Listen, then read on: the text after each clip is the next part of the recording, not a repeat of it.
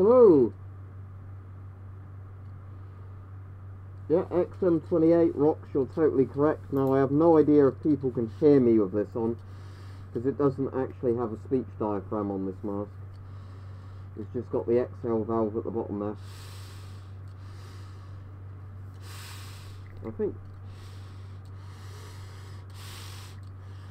the exhale valve's slightly clogged as well as the filters being very old and clogged on this mask as well, so you can't breathe very easily in it.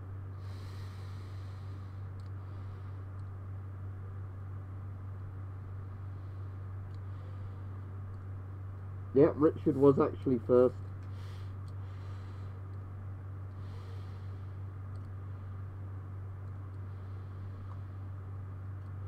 Yeah, shaved my hair off yesterday. Oh, that's a shame. I'll take the XM28 off then. If I can get it off, or is it stuck to my head?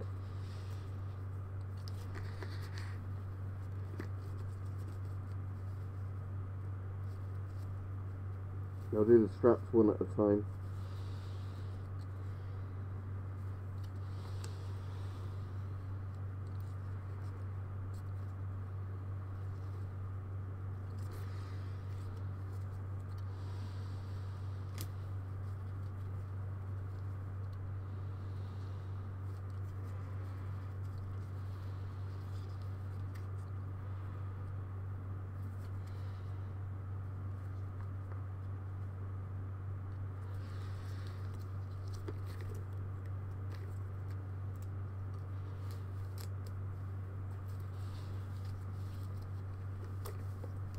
Oop. Oh shit, the rubber snapped. Well, that's a valuable old mask damaged. Well, that's just happened due to age, so thanks for suggesting I wear that on the stream, not a good idea. So yeah, the rubber little bit just snapped off. Oh well. Won't be wearing that mask again.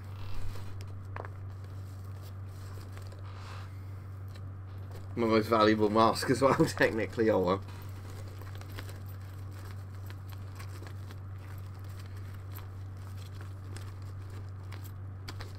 Yep, that's what you get for wearing a vintage mask for people because they requested it.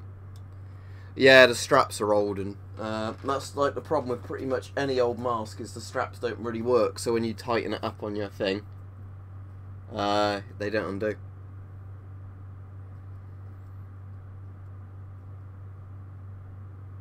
Wow, it's you can't really buy them anymore. I spent 100 quid on that. I mean, I've still physically got the mask there, but yeah, obviously what's happened is the actual thing the strap connected to ripped. Like, the rubber literally sheared off just then when I was loosening the straps.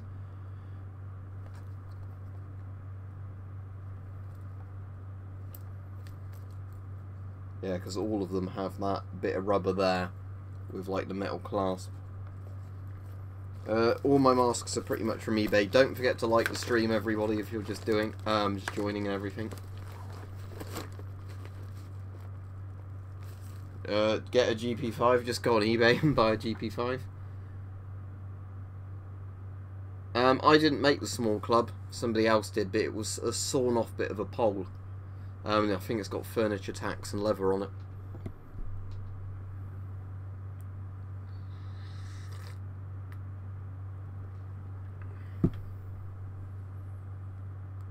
Yeah, I'm definitely not going to throw any of it away.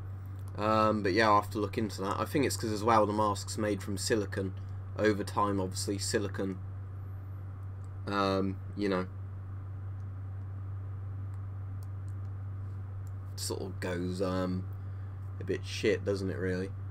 Yeah, it's a shame, actually.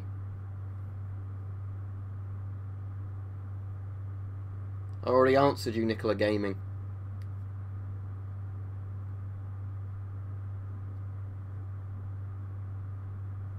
Yep, I got a very good picture of a sloth today. I'll send you that later on Twitter, Mike. Oh, I don't have much interest in it. I mean, I'd love to get one if I could, but again, like with most masks, I wouldn't pay all that much for it. And as I said, it's going to be a similar problem to the XM28, that due to it being an old mask, made from quite cheap materials, they can break quite easily. I don't know what you mean by that, big boy.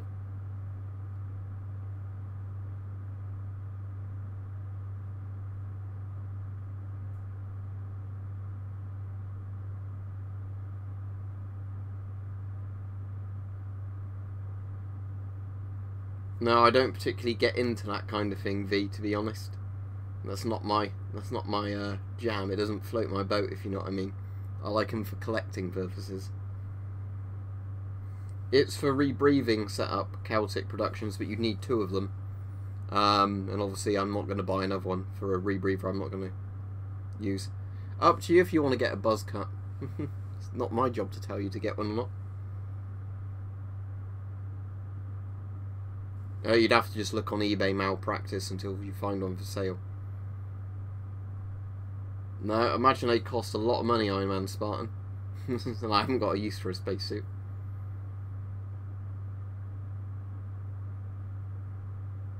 Well, a HEPA filter generally is a P3 filter, Lewis or Luis.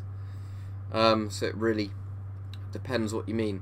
Because most modern P3 filters are literally HEPA filters, like paper HEPA filters inside a case. The Czech M10M probably has the best straps of those. The M17 has similar straps to the XM28, so judging by what just happened with this, I wouldn't really recommend a mask straps like this, to be perfectly honest.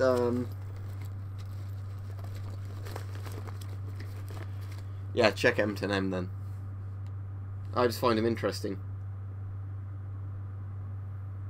When you say full-size filter, Riley, do you mean like a coffee can one? Or do you mean, like, just the standard Chinese CBRN filters? Because I've got a Chinese CBRN filter, I could do a video on that. But Hype said they're quite good, so they're probably absolutely fine.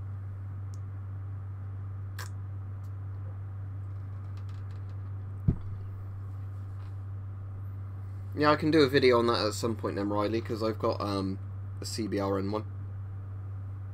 I've never bothered opening it and then using it, but Hype said, I can't remember what year he said, that the Chinese went from asbestos to HEPA filters, but it was like sometime in the 60s or the 70s. And because it's like one from around 2000, and it will have a paper HEPA filter, but I never looked into it. I just thought I'm not really going to, you know, risk using it, but apparently it's fine. So.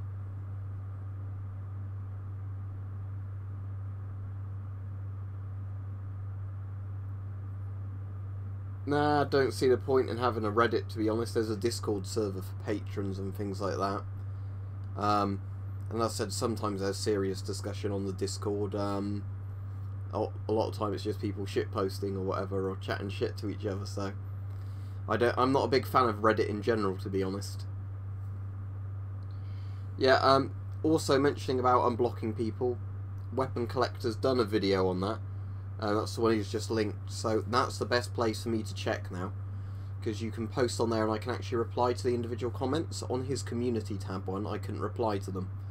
So, yeah, if you think you've been blocked and want to be unblocked or want to check, ask on that one, and I can unblock you there.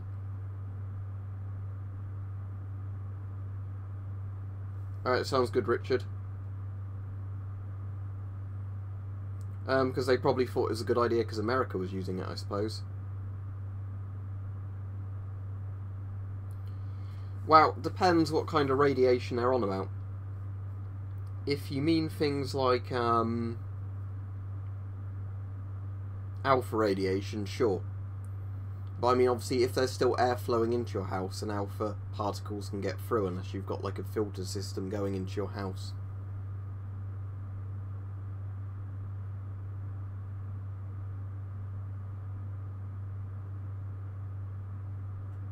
What cuts on the side of my head are those?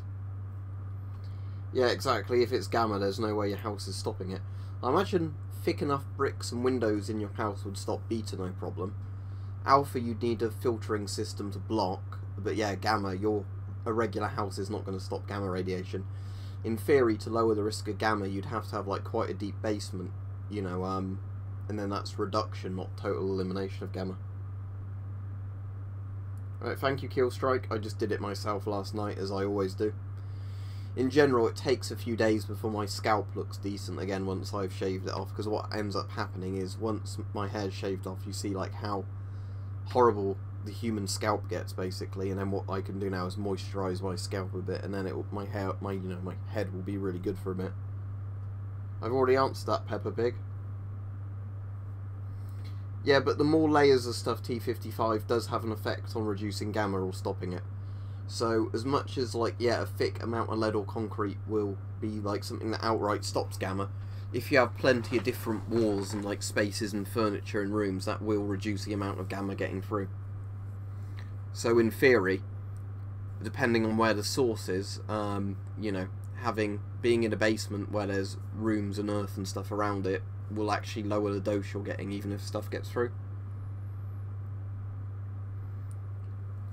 Oh, that's a really interesting question, Lewis. I don't actually know. I figure they would work to a degree. Probably nowhere near as well as proper, like, you know, stuff put into filters that are designed to stop ammonia, like in the K bit on the ABEC filters.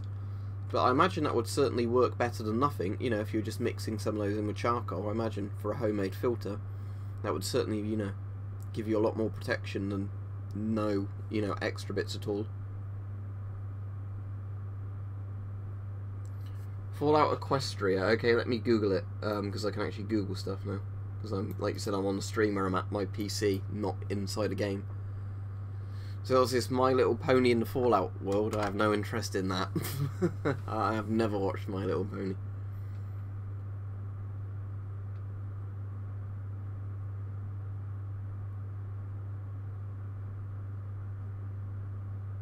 Yesterday, Anon. The only thing is, when my videos are scheduled, because I film videos like a month in advance at the moment, quite often when I schedule my videos, you'll notice that they're, you know, obviously, my hair can change between streams and the videos that I've filmed in advance quite often. Hello, Jimmy.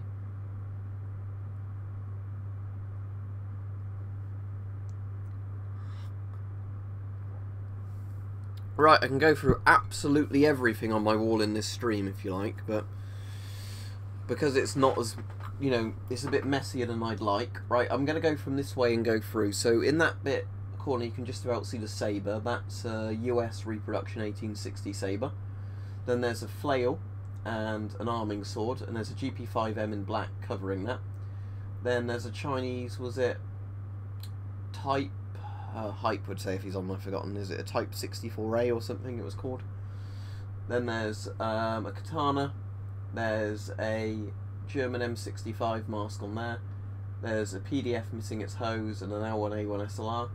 There's a Lee Enfield No. 1 Mark III, a VistaVision resting on the Lee Enfield, French riot armour on top of a British police vest, wooden bokken, GP7 mask, Viking axe made by Hanway, another different model of PDF where I put a different hose on it, a sparring spear with a blunt tip, a couple of different bows, a Bulgarian PG1,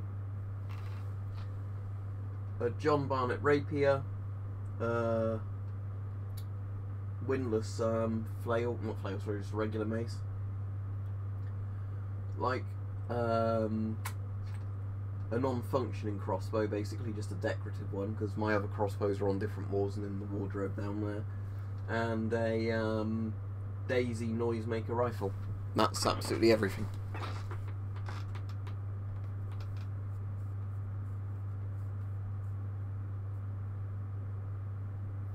DP66 Geiger counter. Well, it certainly functions as a beta and gamma Geiger counter. The only issue with it is that because it's an old Geiger counter, as I said, if you want a good Geiger counter, buy one of those modern ones. Listen, if you actually want a Geiger counter for the sake of having a functional Geiger counter, get like one of these SOEX ones. Because the thing is with these, is you literally put 2 AAA batteries in, you can put the rechargeable batteries in them. You know, it's smaller than a smartphone, it's like the size of a little pocket calculator or whatever. And these can give you a lot more readouts, and they're a lot simpler to set up and everything. The old Geiger counters are very heavy and bulky, and they don't run all that well, in the sense of, you know, sometimes you have to keep zeroing them and stuff like that.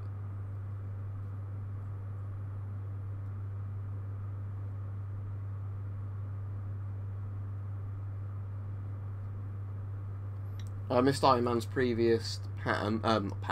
It's probably when you're trying to read too many patterns at once.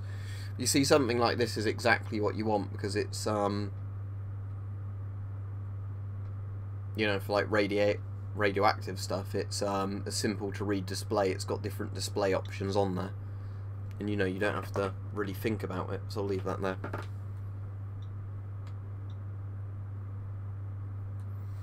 Right, let me go back to your comment, because as I said, the problem is I can't always keep up with the comments on here, so apologies if I missed them. If I miss responding to a comment and you want me to read it, just please copy and paste it back in, because that's the only issue when I'm doing streams, is if I get too many comments at once, it's quite hard to keep up with all of them.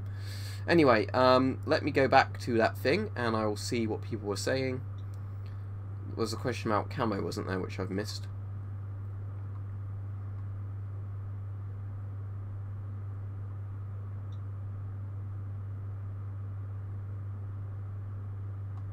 Where is that comment? Can't even find it again now. Oh, there we go. What camouflage would you recommend for bugging out in the UK in the woods? Probably just Woodland 95, you know, Soldier 95 DPM. But MTP would also work to quite a good degree. US Woodland would work. French Woodland would work. The thing is with, like, being in the woods, is pretty much any green and brown colours are going to work pretty well, because you're going to have to conceal yourself. A camo can't do everything. And if you're, you know, wearing any kind of European woodland camo, or, you know, almost any kind of woodland camo, the colours are going to be right, basically. They're going to be greens and browns, so then it's just preference on what pattern you like, so I just go for what surplus equipment you like and what's cheap. They fixed the crashing in a tab within about a week of it being out. I haven't tried it on stream, though, since.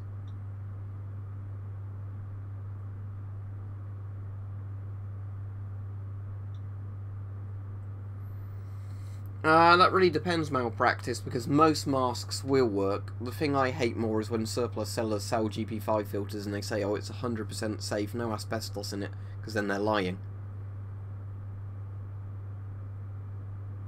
I'll have to look that one up, T55, because off the top of my head I don't know what camo pattern that is.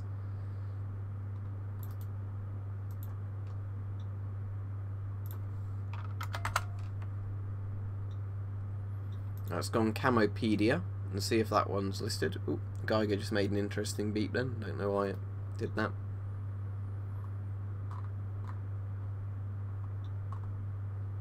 Oh, is this just the Marpat one? Yeah, unless it's something unique. One of the ones coming in is just a copy of Marpat, which is, I like US Marpat. Right, see you, Heavy Trooper.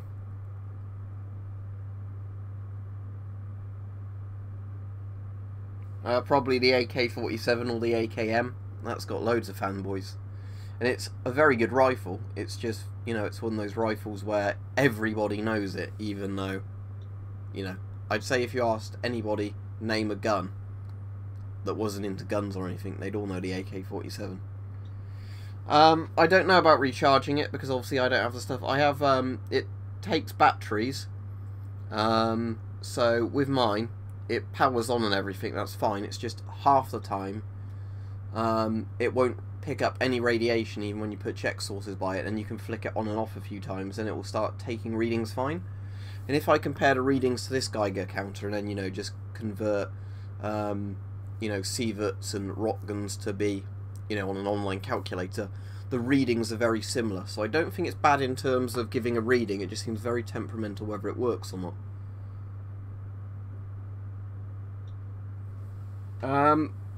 I don't know, to be honest, Lewis. You might be able to find some information on that online, but personally, I'd only do a DIY filter if it was just a giant charcoal one. As for, you know, because I wouldn't really want to get into impregnating the filter with all sorts of different metals and, you know, salts and things like that, so I'd personally just buy my own filters. But the Avon CT12 person, I have no idea how I'd pronounce your name, sorry. To the max, I can read that bit of it.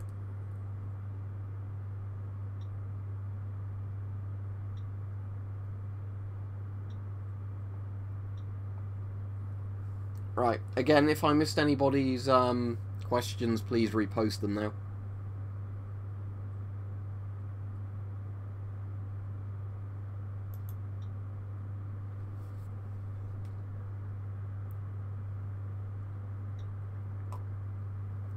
don't forget to get some merch if you're interested. It's not just cups, there's t-shirts and everything else.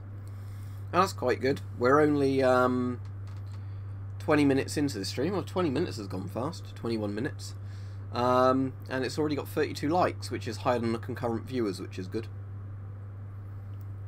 Who? I assume you mean what? Yeah. The SHMS or SHMS. Yep. In every video description, XQ, ANA, XX, there is a Teespring link. And if you click on that, there's all different merch. And then I get a bit of money if you buy any of the merch. It's on Sky in the UK. And it's HBO in America. Ulcerative colitis. Yeah, boy. I'll write it down for you. So you can, if you want to Google it.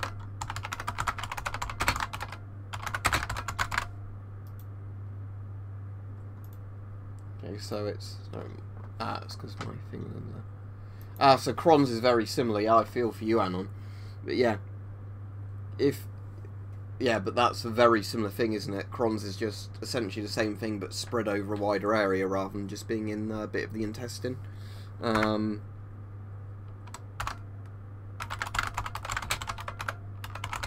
There you go. For whoever asked, yeah, boy. There you go. If you want to Google that, be aware that some of the pictures that come up might be a bit horrifying. If you're a bit squeamish. But yeah, that's what it's called. It's where your autoimmune system starts attacking your own colon. Yeah, I've had it for years now and on, but it's one of those things, I'm sure it's similar to Crohn's, where, you know, it will flare, where you'll get times where it's very manageable, you've got like no pain whatsoever, and then it flares. What I've got on at the moment, where I don't know if you'll be able to see that, is I've got a nicotine patch on, and that's really helped me today actually. I don't know if that was actually in frame. I'll show that again if it wasn't. No, that's typical, it wasn't in frame. Like, hang on a second. So, if... it's about there, isn't it? Yep, there. Nicotine patch. Is that still not in frame? Ah, yeah. Never mind. Anyway, I've got a nicotine patch on. Because nicotine, because it's a slight immunosuppressant, meaning, you know, it stops your immune system working as hard. Nicotine is actually quite good for ulcerative colitis and Crohn's, supposedly. So what I've done is, because I've had some nicotine patches laying around for ages from when I quit smoking, I thought, oh, I'll just try one of those on and see if it does any good. And since I've had this one on, whether or not it's a placebo, although there is medical evidence to suggest it works,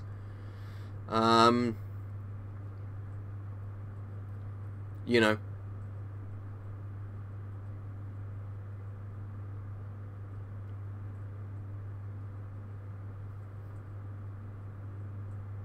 that's the French riot armour on top of a British police vest. There's a video on it from Wednesday.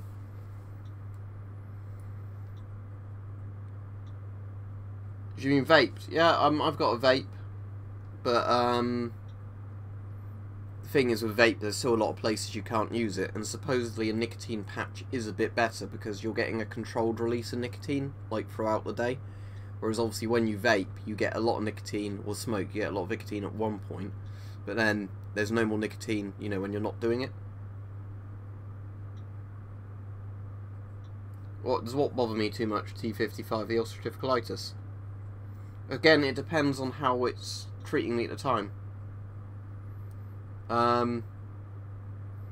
As said, it's one of those things where if it's going alright, because it's a chronic illness and it can flare up and die down, when it's in a really good, when your body's not being a dick basically, it's fine, you barely notice it. You know, you've got a bit of background pain, stuff like that, but it's not too much of a problem. But when you get a flare up, you might basically have to keep running to the toilet constantly. You know, you might be in severe pain, you might have to be on quite high levels of painkillers every day. You know, you probably start losing sleep. When I have a flare up, I tend to lose about 5 kilos of weight each time, just because your body isn't actually, you know, absorbing all the nutrients from food, I guess. You can become anemic when it flares up, and then you have to go to hospital and get an iron infusion because you're losing too much blood internally. Yeah, it took me over a year to get diagnosed, and the hospital was really pissed off about that, because when the hospital diagnosed me, when they did a colonoscopy and all that, they were basically saying that, you know, if I'd have had colon cancer or something else, I could have been dead, basically, because the doctors took such a long time to actually refer me from, you know, going in with internal bleeding issues to actually getting a hospital appointment, when they said, you know, within a week they should have really said, right, go up to the hospital and actually get them to take a look at you. That's alright, Victor. Yeah, the Nightmare Kazoo thing, yeah, I've seen that. That's quite an old video, isn't it?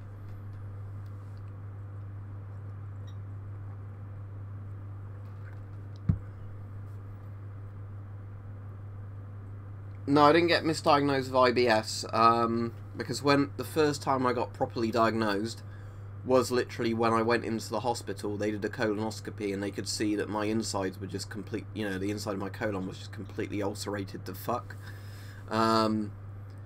So, you know, because I was seen by a proper, you know, like, ward in the hospital that specialised in, like, I guess, intestine kind of issues, they knew exactly what to diagnose it of, and they took biopsies and everything. But I said the issue was getting the doctor's referral to go to the hospital, because for ages they were just, you know, saying really stupid things like, oh, it might have been that you've, I won't go into all the stuff, but, you know, it's where they go over loads and loads and loads of different things, and you're like, well, no. And then, you know, you'd go back in a week because your symptoms are there or getting worse, and then they'd come up with another really stupid idea, you know.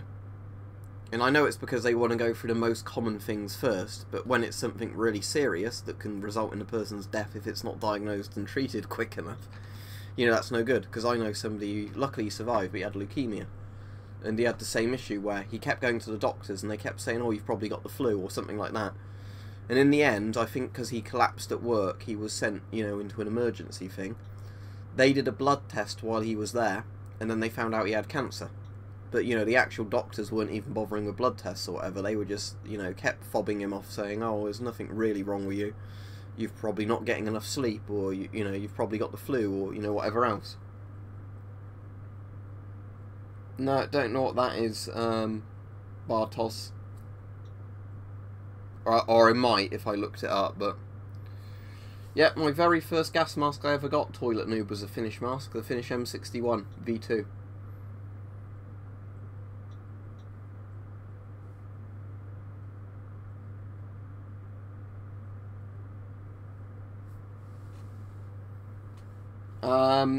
Talk about all the kind of environmental disasters there have been over the years, Victor, I guess. As well as pollution, but things like, you know, disasters transporting of gas, you know, and all stuff like that. If you look them up, there's a lot. Bhopal disaster's probably the worst one in history. The L2 is probably pretty damn protective. I prefer the L1, Steve, as I've said before, but the L2 is a very similar suit. So yeah, it's going to reduce beta radiation that gets through and give you very good chemical protection. It depends though, because some medical people are really good at it. It's just, like I've said before, the issue is with lots of these things that... I think the issue is with when you have GPs, and I assume you have GPs outside the UK as well, but you know, like a general practitioner, like the regular doc that you see, you know, as like the first doctor you see, and then they refer you to other people if you need something more specialised. I guess because they have to be a jack-of-all-trades doctor, because they're not very specialised in anything, you know, I think that's the issue a lot of the time with them, that they probably just have to do the best guess possible or whatever. And it's very easy, I guess, to judge them in a situation of saying, well, why couldn't they get this right, you know, afterwards? But I suppose if they are in a situation where they've got lots of restrictions on what they can and can't transfer people for.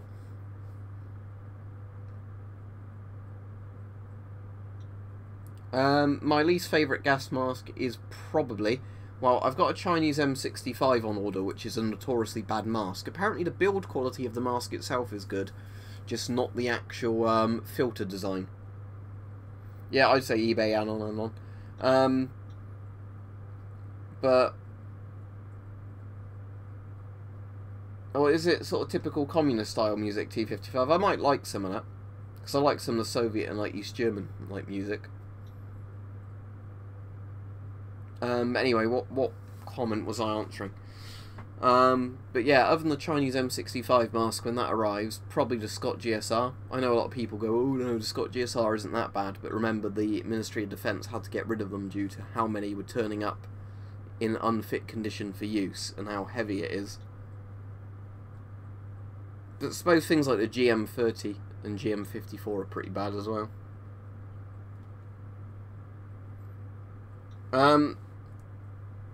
Well, hazmat suits don't protect you from gamma radiation, because gamma goes through everything but thick lead, as we were saying earlier in the stream.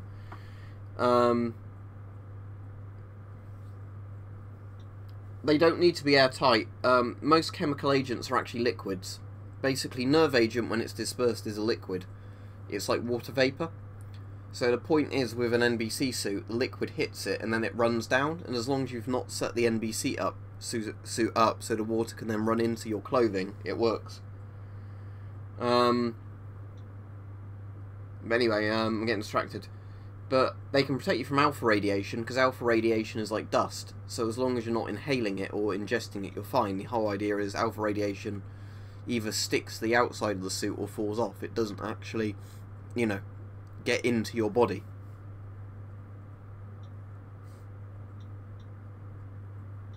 Yeah, are you actually going to be on Twitch tonight, mate? Because, Mike, because I thought you were saying you might not be on Twitch, but I'll definitely watch if you are on Twitch. Well, yeah, on most Soviet masks, and lots of masks, they put tape on before they crimp it. It's like a double layer of thing. So, like, on any of those, like the GP5M there, and, like, the PMG, not the PMG so much, but the PDF masks, what they've done is before they crimp the metal eyepieces on or whatever, they do some tape on there, then they crimp them on, and it's like 2 layers of protection. Just noticing on the webcam, I'm wondering if I need to shave a bit more of the hair off the back of my head, because it doesn't seem quite even when I see it on the webcam, even though I got another person to check it yesterday and I used a mirror to look all around. But I don't know, sometimes that's the angle, because sometimes when you see your hair from a certain angle, you see more hair because you're looking through some of the hair at the other hair, but I'll have a look. Yeah, what I'll do is after this stream, I'll just get my razor quickly and I'll just buzz the back bit again. But nobody said anything to me today when I was volunteering. They didn't say, oh Liam, you missed a spot on your head, so it's probably not that noticeable, but I can actually notice it more on the webcam, I guess, because you're seeing a slightly delayed video when you look back. Right, see you T55. That's good. We're already at 6 minutes 36 average watch time for this stream. So either the people are watching the stream quite a lot or we're just getting more concurrent viewers, but that's good, because the better the average watch time on streams, the more YouTube seems to favour my channel. And don't forget to like it, everybody, if you've not liked it so far. My favourite American gas mask, out of the American masks I have, the M40. Although I'm kind of tempted to say the M9A1. I wish America just made an M9A1 style mask in 40mm like the Serbian M2 or Yugoslavian M2 mask.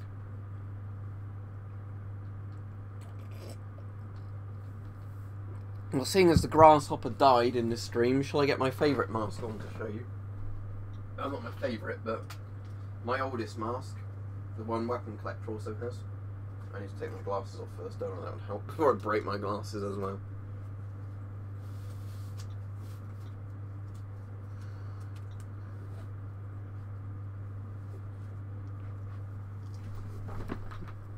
There we go, this is my absolute favourite, well, the first ever mask I owned, not my favourite mask. Apologies, it's going to sound quite muffled. But the Finnish M61 V2. This one's in a size 3. So you've got a 6-point head harness, a very good elasticated straps, very easy to adjust.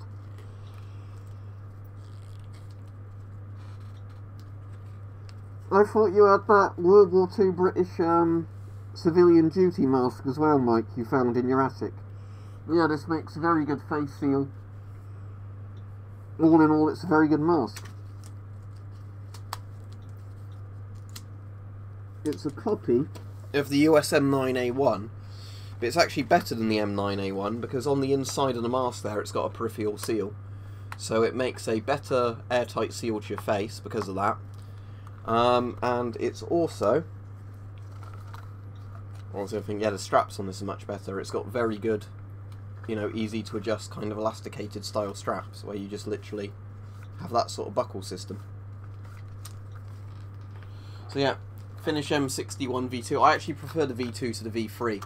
The V3 has the voice diaphragm, but the voice diaphragm's kind of a weak point of the mask. But the V2 was my first gas mask, and this was the mask that sort of got me into masks. You can still sometimes get these as very cheap surplus. If you get a 60 to 40mm filter converter for it, they are very good masks. They're very comfortable. As I said, good strap system. You know, all in all, a very good mask. Okay, Mike. But yeah, it's just I remembered you had that one as well. You know, you showed it in a video. The nose is so big on this Peach because it's got a big oral nasal cup on the inside, so you obviously don't fog the mask up when you breathe, and it's also because the Tissot system, you know, like the defogging system runs through the nose, so when you obviously inhale where the filter would be on there, you've got one Tissot bit, if I can show you on there, if it's visible. Yeah, it is if I get the angle right. So see that, there's one of the Tissot things, and then that goes through the nose system, and then if we turn it around to the other side, you see the other Tissot bits there? So the nose on this mask, if I can get it into the webcam frame, there we go, you can see both of them there. The nose is what the Tissot system runs through, as well as having the big oral nasal cup in there. It's not mesh, it's like the kind of sports t-shirts. It's the ones that are like a mix, I think, of like spandex and polyester, but they're very good because like sweat evaporates from them really quickly and they're very comfortable. I wouldn't really recommend them for cold weather unless you're wearing them under another shirt, but in the summer they're brilliant. Yeah, spandex, it's like what cyclists wear, but you know, it doesn't look as weird as cyclist stuff. I wouldn't get trousers made of this material, let's say that, but it's good for a t-shirt.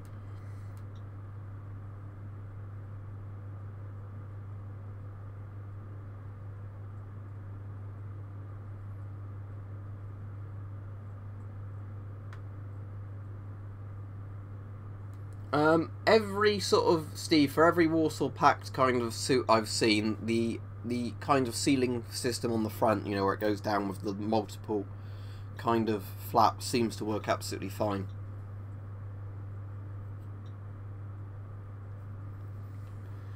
As said before and on, for me, I just personally recommend eBay. Sometimes you'll find army surplus stores or certain suppliers that have certain masks in, but eBay, because anybody can sell anything on eBay, is generally the best place to find masks.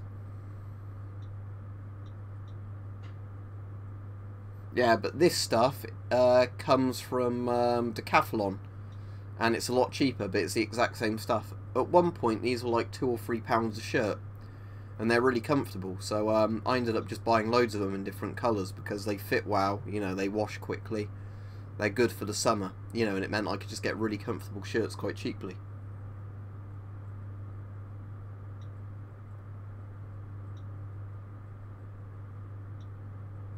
And I'm not going to get any of those down right now.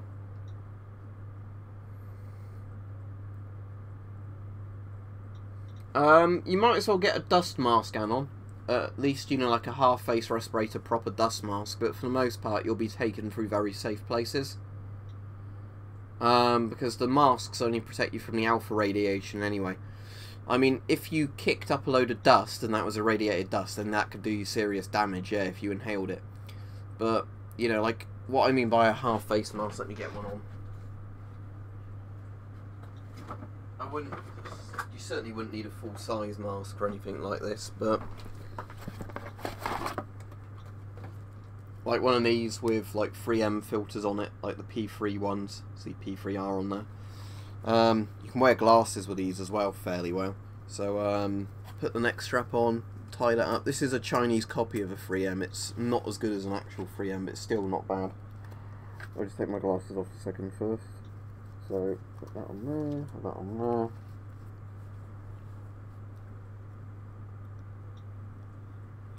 There you go, and then, yeah, that's pressurised as well as it's going to work. But yeah, these give you much better sort of breathing protection and the cheap little dust masks, and they don't cost all that much, so yeah.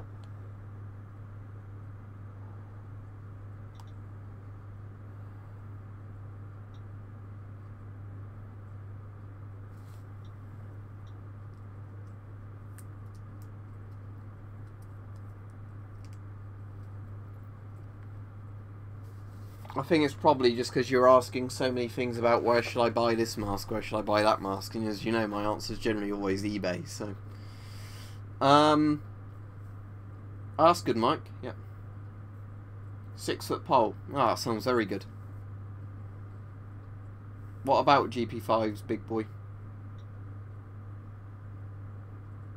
Okay, if you don't want to wear a GP5, David, literally like that same mask I just showed, because... these sort of Chinese masks, you can buy them from places like GearBest or any of the other places like Amazon or eBay where you can buy the Chinese masks. They're basically just copies of 3M masks. There's lots of different designs. You get ones that aren't direct clones of 3M masks, but these ones take the 3M filters. They're only half face masks. You wouldn't look very weird at all wearing one of these if you're mowing your grass, because I've seen like proper gardeners wearing dust mask kind of things while mowing grass and, like, you know, trimming stuff. But these are like £5 maybe, £5 to £10. So if you didn't want to wear a full military style mask, yeah, get one of these. When I volunteer I wear masks like this quite often, but often I'll just go for my FM12 I keep in the car, just because it does stop stuff getting in your eyes as well. No, sadly I don't have any Romanian gas masks.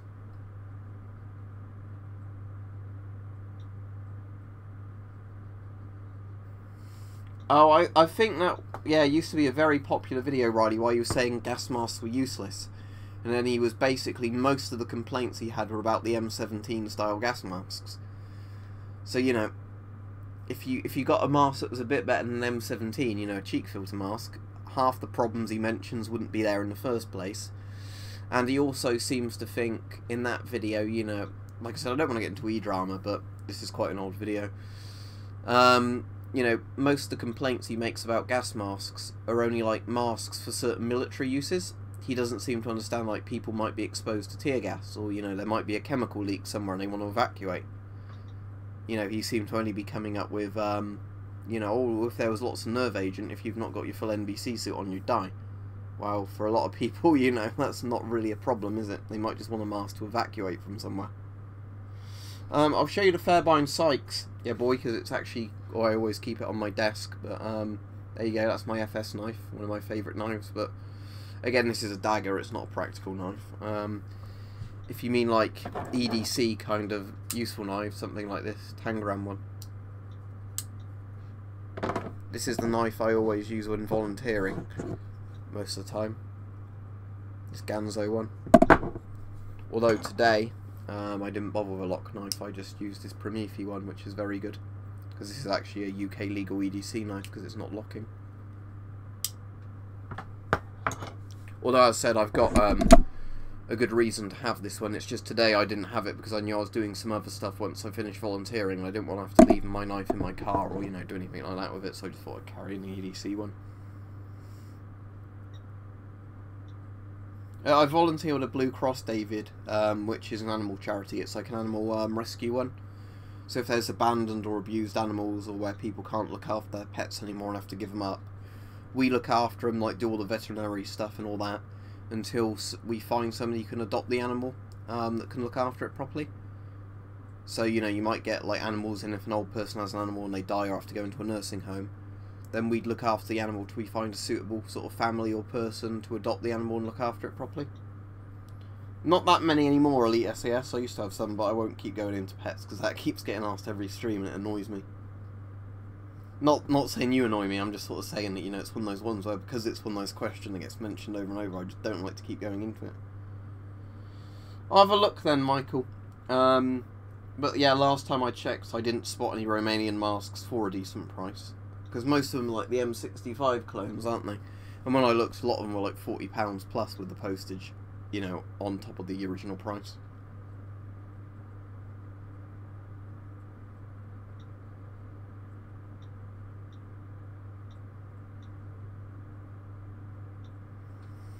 Depends what you mean by survival knives. Yeah, boy, do you mean like bushcraft kind of knives, survival knives, that kind of thing? Hang on, the drawer I've got a lot. No, I'm not going to be able to show them you because the drawer's too full. I'm not going to be able to open it without knocking stuff over. But yeah, I've got like full tang kind of knives. Any rebreather can explode if water gets into the canister, like the scrubber unit. Oh, I might even be thinking about a different video you're on about, Riley. But oh, were you on about the bloke where he was recommending an M10 as surplus? Because there's also another video like that where I think the bloke was thinking that like an old Czech M10 was a brilliant surplus gas mask as well. I was like, well, no, because it's a cheek filter mask.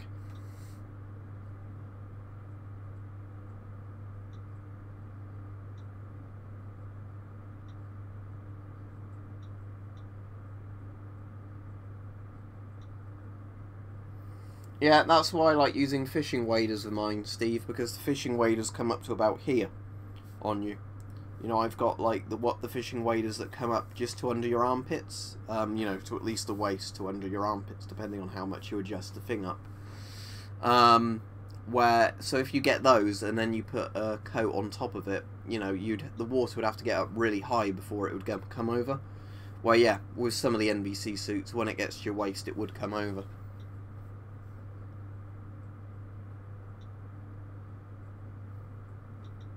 Alright, cheers, Michael. Yeah, we're getting good watch time on the stream tonight. It's good because it seems like a lot of people are sticking around to watch it rather than just coming in for a minute and saying goodbye. Right, I think I tested this the other day, didn't I, big boy? I mean, I've been asked that before, but none of the masks I've ever tried have ever come up with a reading, so it's actually pretty boring. But, right, let's go to searching, and let's just have a quick look, shall we? I assume you only want to see surplus masks, because modern masks obviously aren't going to have radiation, but nothing on that one. Of course, if it's alpha radiation, this won't pick it up. Nothing on that one. Nothing on that one. Nothing there. Nothing there. Nothing there.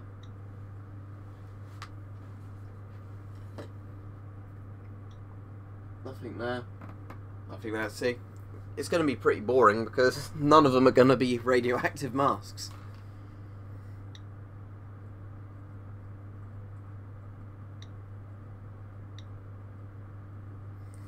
The riot armour itself is just a sleeve, so that doesn't offer any ballistic protection because it's like hard foam pads. The armour it's on top of, the police Kevlar, is Kevlar level 2. Kevlar level 2 with spike protection, or knife protection. I don't think that's technically a spike protection one, but yeah. Okay, yeah. So, yeah, I'll watch your stream tomorrow then, Mike, if you're on YouTube for your stream tomorrow, but you won't be on Twitch tonight. Alright, I'll watch your film when I finish this stream then.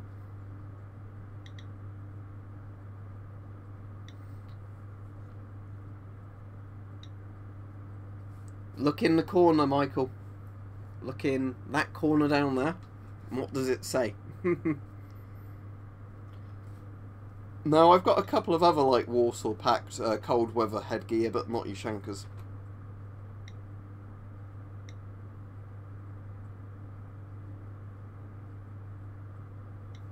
But yeah, for those people that don't know this Geiger counter works, I'll prove it. Now, I'll get the thing out that I did the other day, where people go, oh no, don't do that. You'll irradiate yourself. Right.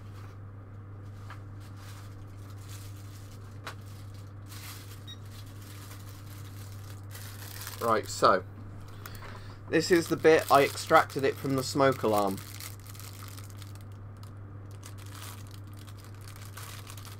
The what's it called? American. It's not pronounced like that. Americanium or something. But yeah, let's get it to the corner of this bag, and then we'll put the Geiger counter on it. There you go.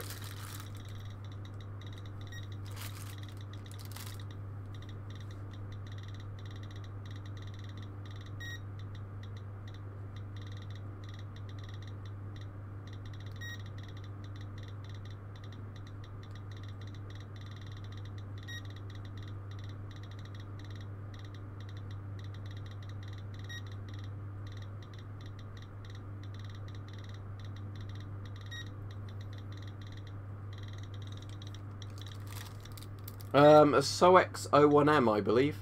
It literally says right at the bottom, SOX 01M.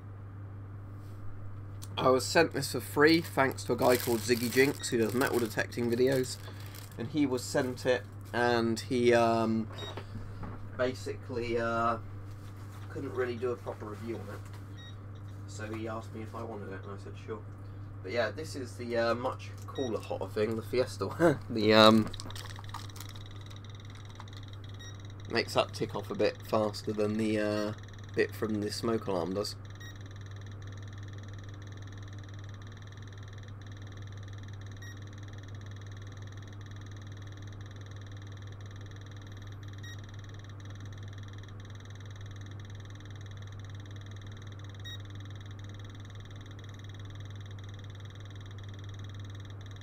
But yeah, the point is that in terms of the reading we're getting, the Fiesta wear is actually a lot hotter than the other bit. Right, I'll pop these away now.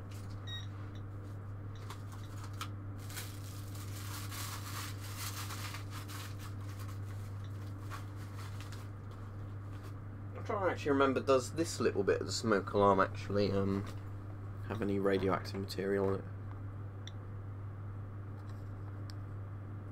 No, it doesn't, does it? It's the other bit that's just... Oh, I might as well bin that. No point wasting space in my radiation bag for it.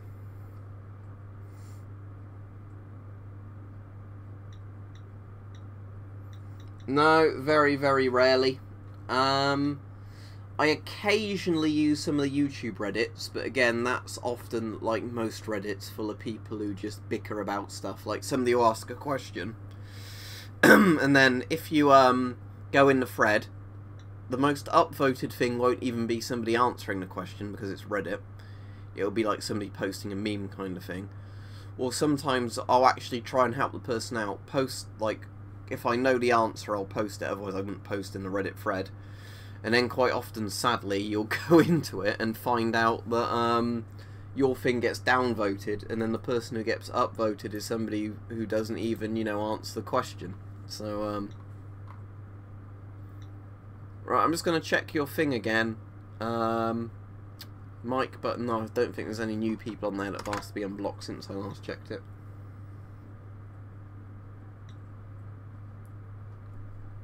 What do you mean by packet? There's a couple of different things. That's just an envelope, because if you mean the envelope, it's because I put all my radioactive things in a couple of different bags in an envelope, and then, you know, put that all in an envelope, and then put it not where it's near my bed or anything. That way, you know, there's not any reading. Because the thing is, you can see the Geiger counter. That envelope, you can't even see where it is on the bed at the moment, but you have to get very close to it to even get a reading, so it's perfectly safe when it's on the other side of the room. Well, I've got a video coming up on this, Michael, but one of my biggest fears, like in terms of like real life fears, is just my medication running out and not being able to get replacement medication. Because if you're chronically ill and need medication, one of the most worrying things for you is actually just not being able to get hold of the medication. So I did a video like regarding shit hits the fan stuff that comes out in like a couple of weeks or something, and it's literally about that. It's like, you know, I'm chronically ill, I need to take a certain kind of medication every day for the rest of my life, and often I have trouble getting that medication even when there's not some kind of crisis on. Well, sadly not Ajax, because didn't you see what happened earlier in the stream? I can hold it up to my face, but the grasshopper is tote.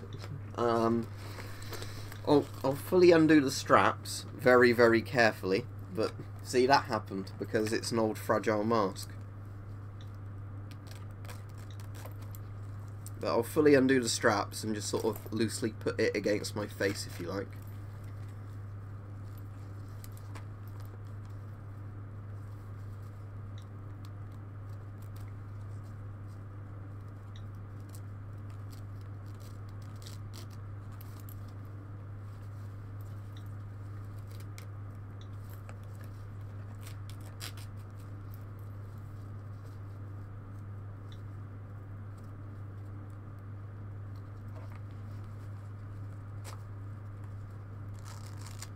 Right. I'll just get all the straps fully undone, and I'm not going to tighten them this time, because I don't want any more of them ripping when I try and pull the mask off.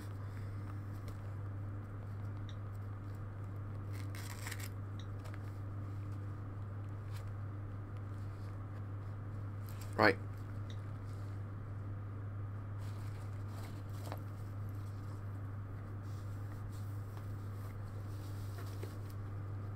There you go, there's your grasshopper on. As I said, unfortunately, that side's had it, but that's the grasshopper if I hold it on like that, or I just let it sink off my head a bit.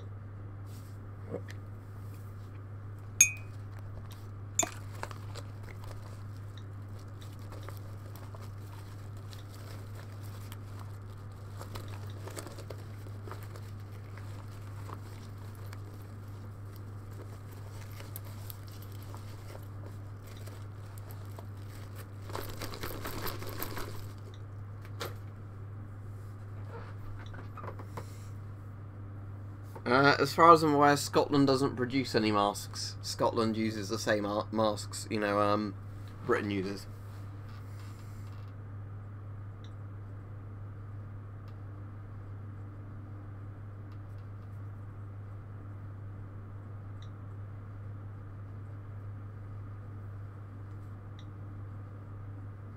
Yeah, I just cut it myself the other day, Comrade 2. When this stream ends, I'm going to get the clippers and just go over the back, because when I've turned my head on the webcam a couple of times, it looks like there might be a couple of tufts, not even proper tufts of hair, but, you know, just where some of it looks a bit darker than other bits, and that's sometimes just an angle thing, and sometimes it's just because the skull isn't, you know, completely rounded in a sense.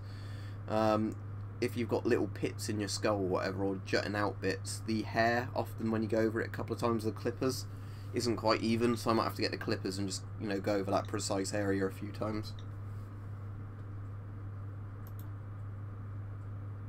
Yeah, that's the problem. You have to say joking on here, because like I was saying, I can't tell if people are joking or not half the time. You can work that out from my username, Michael. Work out my username, work that out as the year of my birth, and then you can get within a year of the correct answer. Right, thank you. Hey, it's JJ Trundley. Thank you. I've got like a weird scar on my face that I have no idea how I got once. It's on one of the cheeks. It's quite faint, but you know, there's a scar on one of my cheeks. I have no idea how I ever got it. It's one of those ones where, you know, I don't think it was a birthmark, because I can't ever remember having it till I was like 12 or 13. But you know, there's like a scar that eBay. I get literally all my surplus from eBay. That's alright, Alpha. Nice to see you back on again. As I said, what I was saying in the other thing is, because a lot of the time people I've, you know, blocked in the past could have been blocked quite unfairly by me. Because as I think I've probably, if you didn't see the other stream, the problem is quite often people can get blocked just because if I was in a really bad mood and then they said something a bit off colour, that could just be, you know, enough to make me go, oh, fuck off then, you know, and block somebody. So, as I said, I'm trying to unblock quite a lot of people now who actually want to be unblocked, because I've definitely over the years probably blocked way too many people than I should have, and a lot of the time, you know, sometimes I can't even remember why I've done it. And sometimes it's because you get people that are in a bad mood at like one point, they might, you know, get quite arsey at me or whatever in the comments, and then they realise like within a couple of days that they've been, you know, they didn't act very well either, and they want to be let back on, and then, you know, because I've had a few people that used to be really good people that chatted a lot, then they, with a couple of them, you know, they got really funny. I don't want to go into details of some of them, what they did, but you know, like I said, they deserve their block in a sense, but then some of those now have actually come on Mike's thing and, you know, been really polite and say, could I just have an unblock? And they've not done anything since I've unblocked them, so, you know, that's good. Oh, the only way you can spot the ones I've blocked, Ian, is going on the videos where Mike's asked for them to be unblocked and then see me reply saying done. Alright, cheers, Michael. No idea, missed. People with more scar tissue might be able to tell you. Yeah, I just like the streams where we chat about stuff where there's no particular theme. Because the problem is with like the theme streams is sometimes that they make time go quite quickly. But the problem is when you do a spooky stream or whatever, is quite often it will keep going off topic from spooky stuff. Because people, you know, want to keep talking about other things, and a lot of the time I'm not disciplined enough to go like, no, you can't talk about that. So that's why I prefer the general chat ones, because the stream can just wander anywhere as long as people, you know, don't insult each other or whatever.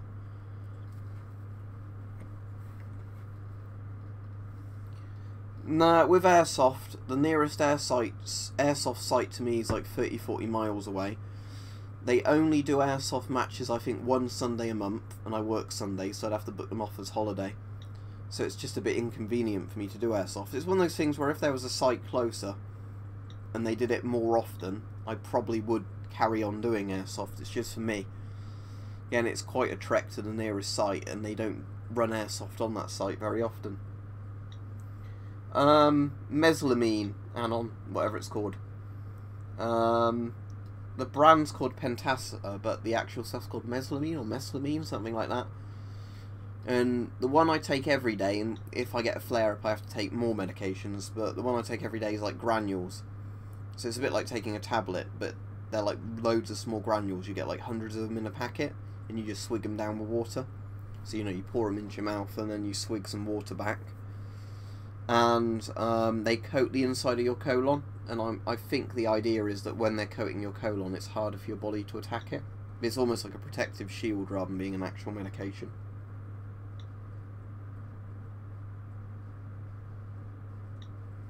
My favourite movie, you'd have to name a genre, then I could tell you for that genre what my favourite movie is.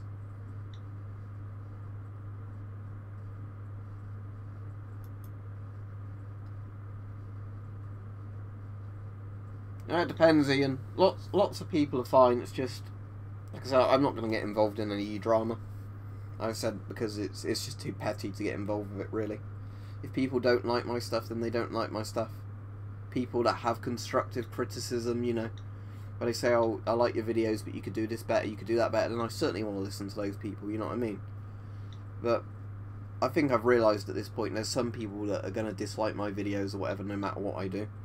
And there's no point even trying to appeal to those people. But the people who have actually got constructive feedback, then I'd definitely like to listen to those people, you know what I mean?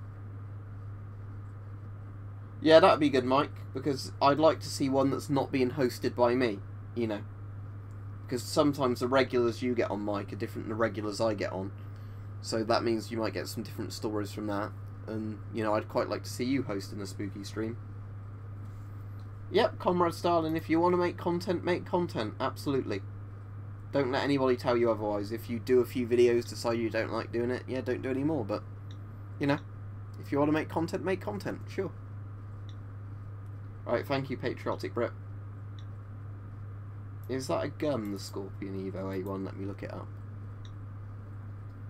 Oh, the Czech Scorpion, like the modern one, I know, that's in Armour 2 for the Czech, like, DLC. It looks cool. I don't know too much about it. Is that like a 9mm submachine gun? Oh, I still do gas mask videos, Michael, but, you know, the problem is that I've tested loads and loads of the old ones with banana oil and deodorant and stuff, so there's not much more I can do with those, otherwise I'm just repeating old videos. Because if the mask's leaking, you'll be able to smell it. Because if the mask and the filter are working, you won't be able to smell anything, but if there's a gap in the mask or whatever, you'll get the smell come through. Yeah, right, I'm looking forward to that, Mike. Because I like the Friday night streams, because it's like my last thing I get to see before I go to work at the weekend. So, yeah, spooky stream tomorrow sounds great. I'll look forward to that.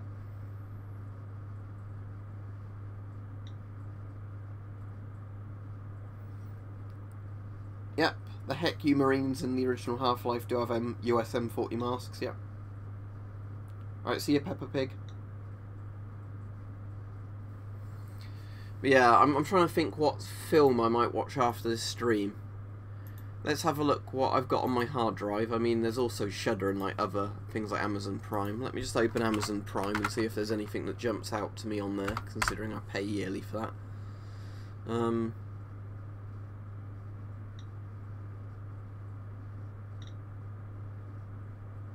Southern Comfort's on there, but I've already seen that.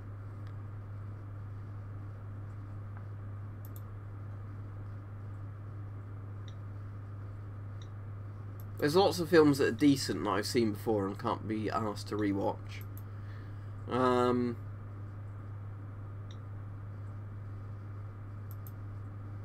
There's the remake of Red Dawn, no thanks.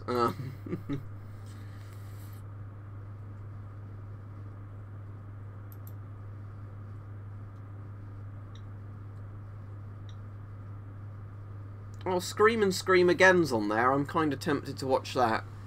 Peter Cushing's in that, but I have a feeling that's one of those movies where he's only in it for like 5 minutes. But Scream and Scream Again's like a horror anthology film, so I reckon I might watch that actually. What else is on here?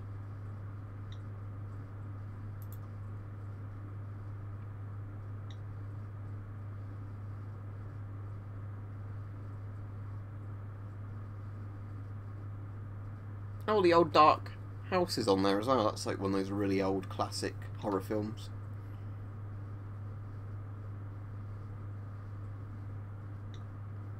Without Warning, an old alien exploitation film. Oh, I might watch that actually. Oh, there's quite a lot of good horror films on Amazon Prime at the moment. There's another Bad Ben film. I might watch the Bad Ben film tonight. Oh, I've actually got a choice now.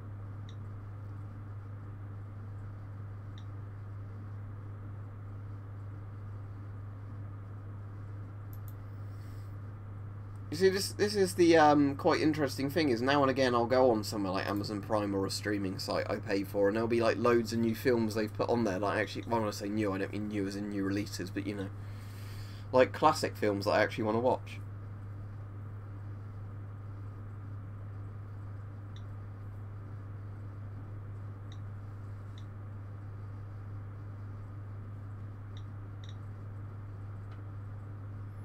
My favourite song? Well, my favourite album ever is probably Jeff Wayne's War of the Worlds. So if I went from the basis that's my favourite album, what's my favourite track on that? Even though it's not technically songs. Probably either Horse or Common and the Heat Ray or the Artilleryman and the Fighting Machine. Just because of the really good guitar and synth stuff in those. Yeah, HBO Chernobyl's brilliant. Did you see my video I did on it the other day and on showing the gas masks in it?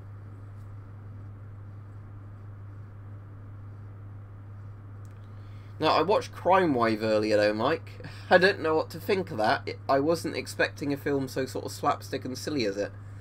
I certainly enjoyed it, but it wasn't really what I was expecting. It had that bloke who's in Dune in it, didn't it? Who plays the Beast Raban. I can't remember what his name is, but like the really big bloke.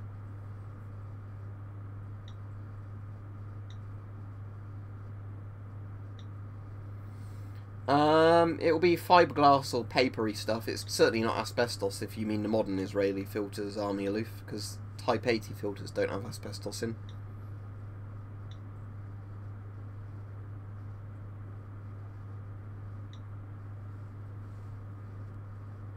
Yeah, it certainly wasn't what I was expecting. I don't actually know what I was expecting before I watched it, but...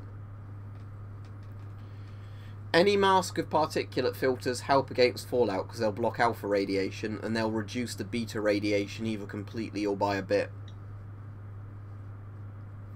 Probably eBay, but I hear they're very rare. Heck you.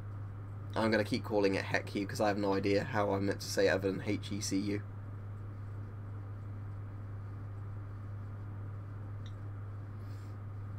No, I've not had anything weird or paranormal at all recently. I had an interesting nightmare last night. I might mention it again on Mike's spooky stream, but it's easier to obviously say these and try and write them down. But because some of you know I've got like a phobia of cave diving, even though I'd never do it because it seems like a total death wish thing. I find it like fascinating, people drowning in underground caves. And it was like where I was a diver going through like flooded sewer tunnels and like flooded kind of cave things. And like abandoned ships, and it was like, you know, the entire time I was in the dream, my oxygen, I kept like having, you know, a thing like a dive watch. I was looking at an oxygen bar and it was going down and down and down. You know, I was getting more and more panic trying to get out of there, but you know, it was just endless water-filled tunnels. Then I woke up, fell asleep again, had a similar sort of dream in a way, which wouldn't make any sense if I tried to explain it now. It was like some sort of beach resort where there was like an Invasion of the Body Snatchers thing kind of going on with like synthetic replicant people, very strange. Then I fell asleep again, and I had a dream about, like, a horde of spiders in the attic. Like, instead of having rats, you know, or mice in your house, where you're laying mouse traps, I was laying all these spider traps, and the spiders were swarming out of control, and I was, like, trying to burn them. Very strange.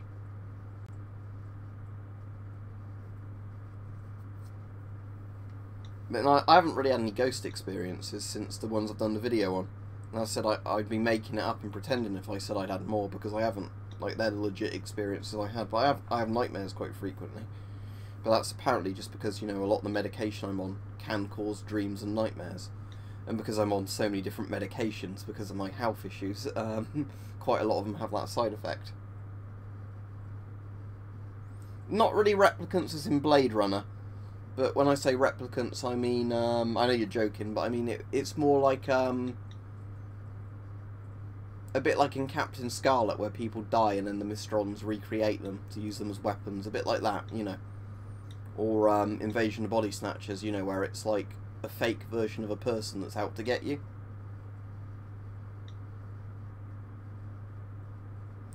I don't think they were actually giant spiders in these dreams. I think they were just like house spiders that might have been poisonous, but there was just, you know, like thousands of them. And the problem was they were in the attic, because sometimes in our attic we do get rats up there. And, you know, we have to put the poison out, because if you put, like, mouse traps or rat traps up a lot of the time, you know, they can set the trap off and take the bait without getting themselves caught in it.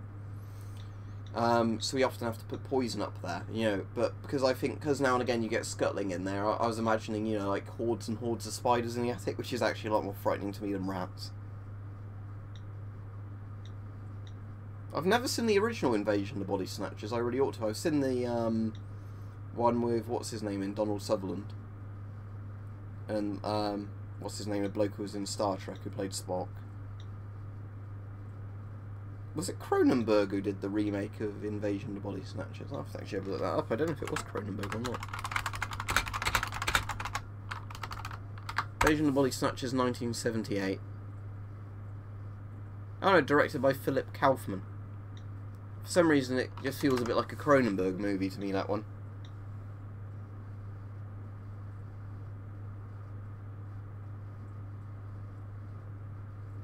Yeah. I know that's kind of like a parody horror film where they turn people into candy floss, but I've never actually seen it. I've seen clips from that, but I've never seen it, so I ought to check that out at some point.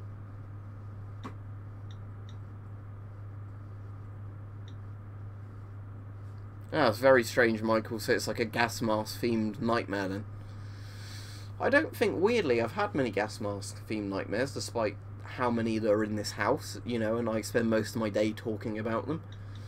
I've had one, which I talked about before in a dream, in a video about, like, a weird dream nightmare, which was, like, an asbestos-themed, like, theme park kind of Disneyland place.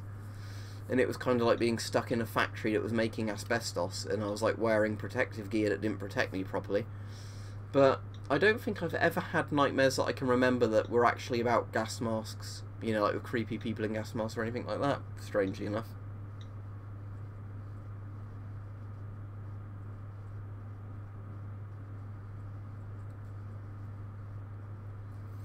Yeah, a lot of my nightmares don't make sense, because quite often I'll have a nightmare, and then, you know, by the time I wake up, I can barely remember what happened. The worst nightmares for me, though, are when I get nightmares where I'm not sure, it takes me ages to realise that they're a nightmare, you know, like where the people involved in them are people you actually knew, or know. You know, and you can't, and it's like where something bad might happen at work, or that something bad might have happened when I was at school, it's that kind of thing. And then you go, and did that really happen? And, you know, it takes you ages to figure out did it really happen or not. So, in a lot of ways, I prefer the nightmares of giant spiders or monsters in, you know, because at least when you wake up, it's bloody obvious within, like, a minute that they were completely fake, but... No, closest I've seen to a riot was where there was some sort of, like, drug conflict thing going on in the area I live. So, like, 30 people turned up with baseball bats to, like, try and beat somebody up or, like, scare them or something. I obviously wasn't involved in that in any way. It was just, you know, it happened in the park when I was in the park with some mates. And this is going back, like, 10 plus years ago. but you know, they all turned up to you know, like essentially fight or intimidate each other for that. I'm pretty sure like one group, the smaller group, just immediately ran away, and the others didn't really bother chasing them. But I mean, yeah, there's riots like things like the London riots and all that, but obviously I saw those on TV. But I'm saying that's the closest to an actual riot I've seen, was just kind of some like drug gang violence kind of stuff.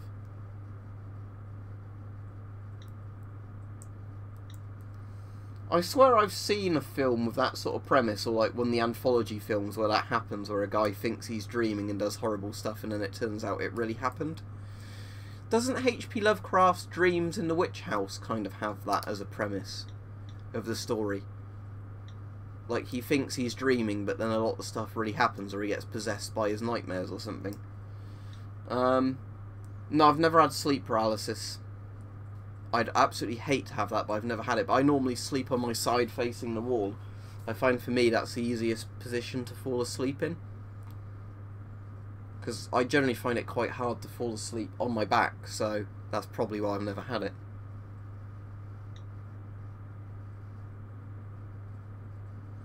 An idea I always thought would be good for a horror film, so people can plagiarise it if they want to, if there's any directors watching that could actually pull it off, is like a comedy horror film about a horror movie director that gets fired from directing a film, so then he starts murdering the cast and crew of the film he's been fired from working on.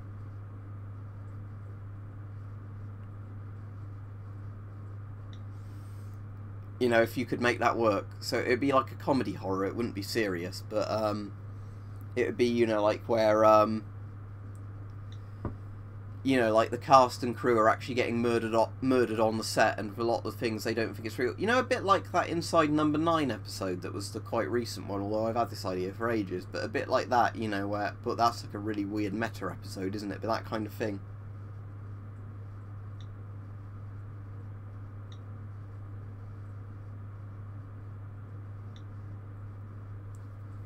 Do you mean Call of Duty Black Ops? Yeah, the first Black Ops I played quite a lot of. I had it on PS3 and PC. But Call of Duty 4 and Black Ops are probably my favourites out of the series. Call of Duty 2 was very good as well, but lots of the later ones I never bothered with, because it's essentially just the same game reskinned, isn't it? Just different gun skins and everything. For the most part, just keep them out of sunlight.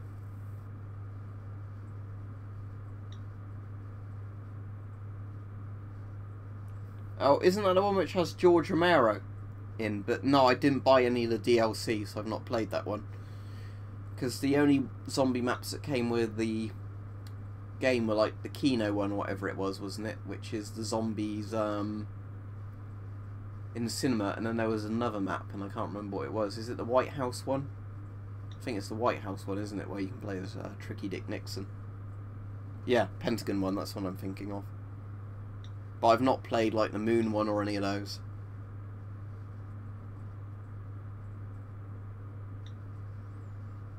I don't think I've seen that Mist.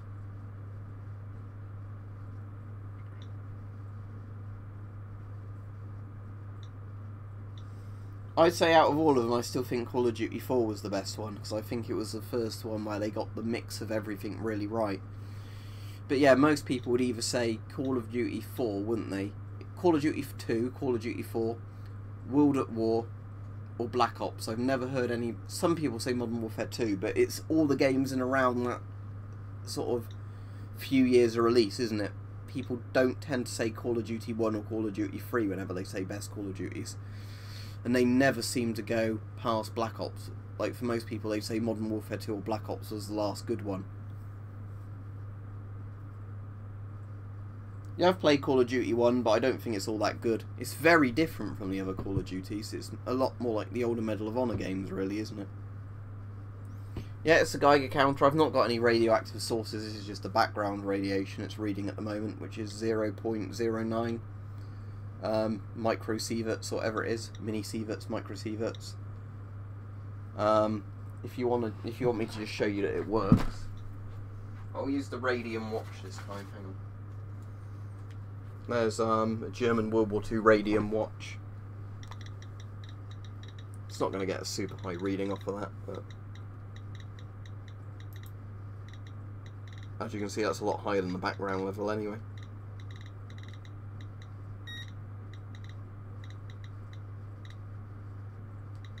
I played Modern Warfare 3 and I didn't enjoy that all that much. I didn't feel like I wasted my money because I don't think I bought it on release. I think I bought it when it was reduced, but you know. Out of all of them, Black Ops and COD 4 were probably, to be perfectly honest, my favourites. Black Ops because it had the Cold War setting with lots of the Cold War guns in it I like, you know, FALs and whatever else. And Modern Warfare 4 just because I really like the thing with the SAS kind of running around behind the scenes fixing everything.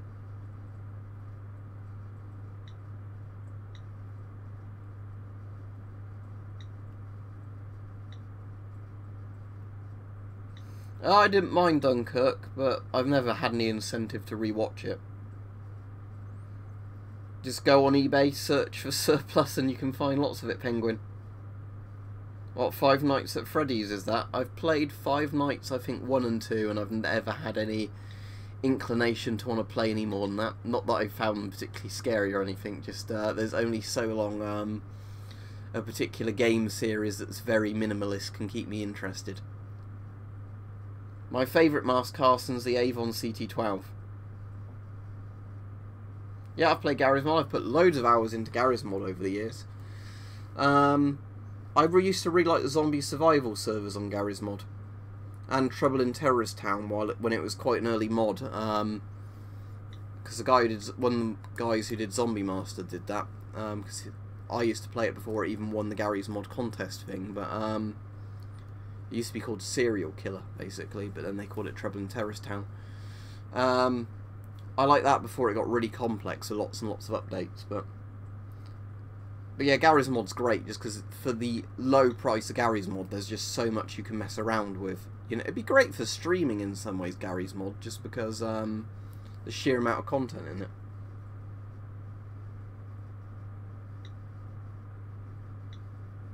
Yeah, I've played the first Ratchet & Clank.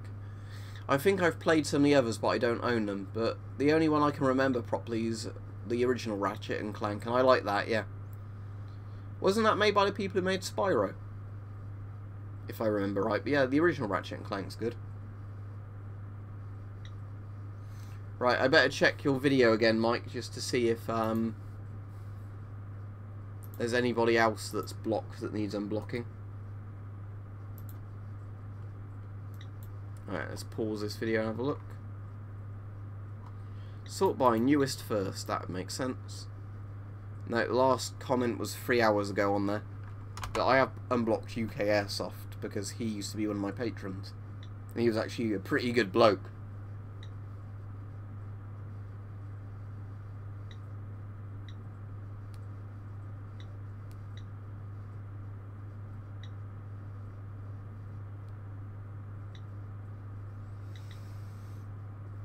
Yeah, I mean, most masks stick to your face, but in some ways I'd say it's good if a mask sticks to your face, because it means even if the straps fail slightly, it's not going to fall off easily.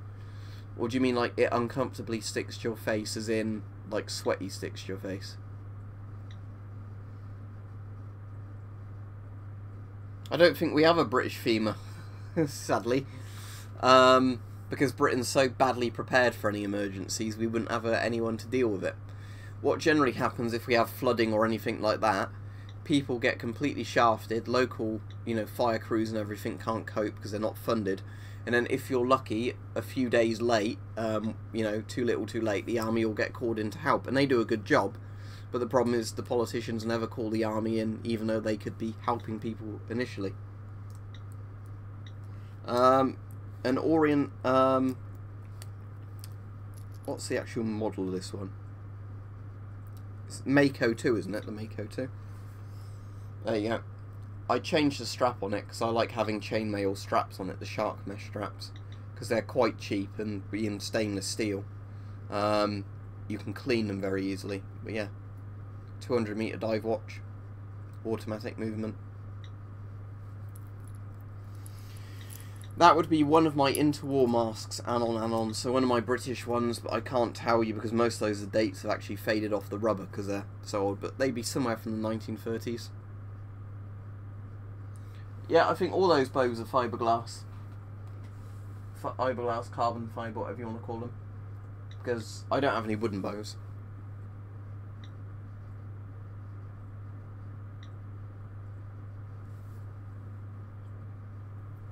Yeah, I like the Stalker games. Call of Pripyat was my favourite. The Call of Chernobyl mod's good as well.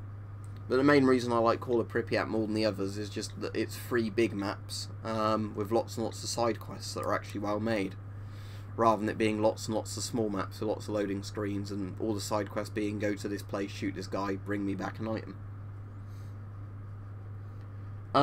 Polish MP5's a newer mask and better, but the only issue is with the MP5 is although the one I've got's in good condition, lots of people have complained to me, so this is probably a valid thing, that quite often the lenses on them can be really crap, you know, like they've like really discoloured over time and stuff like that, because it's made of polyurethane, whatever it's called, a bit like silicone. It doesn't age that well.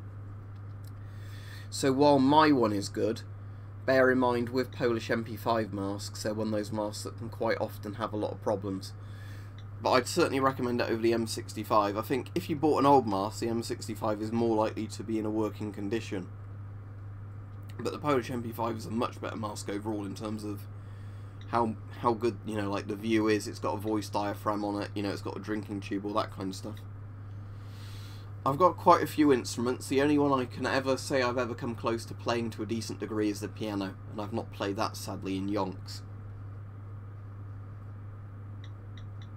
Crossbow just because I can aim them better, Aaron. I'm much better with a crossbow than a bow because, you know, being a bit of a pleb and not practicing archery enough, I'm better with a crossbow. Yeah, I've got an accordion, but with an accordion I can only play the piano part of a piano accordion. Wow, because, and then wow being the operative word, maybe a bit of a lie, because, you know, I can play piano. With an accordion I can make it go like, you know, like playing kind of chords. I can do that and make it sound pretty pleasant, but I can't, you know, play music very well on it. I'd say the shums myself, Michael. The Soviet shums. Yeah, the MC1's surprisingly tough, actually. I did a video where I put the MC1 in live for quite a while, and other than a bit of discoloration to the metal and a bit of fogging to the glass, it took absolutely no damage from that punishment whatsoever. The Discord server's a Discord server. If you don't know what Discord is, you have to Google it, but for patrons or people who support me on Super Chat, they get an invite to a server where they can just chat with me or chat with other donators. And you don't have to be a current donator. So if you donate $1 on Patreon and then you stop your pledge after a month, you still get to stay on the server.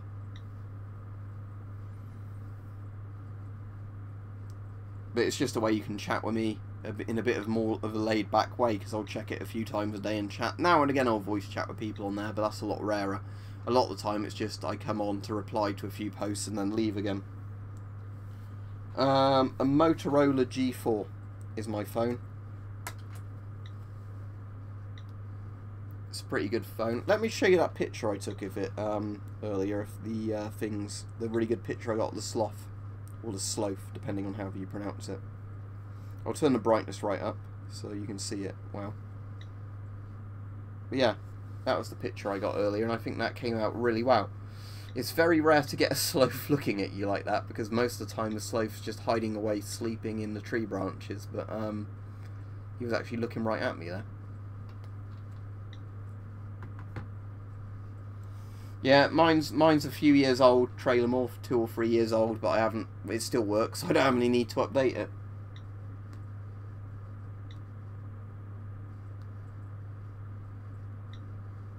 What, the background on the phone? It's just a default one. I don't have a background on this one. I've never bothered setting it.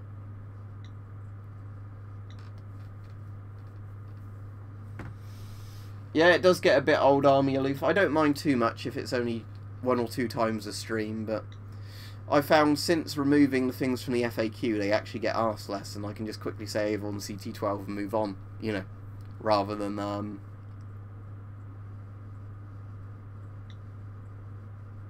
yeah, lots of masks make fart noises, especially if you cover the exhale valve and breathe out. Let me demonstrate.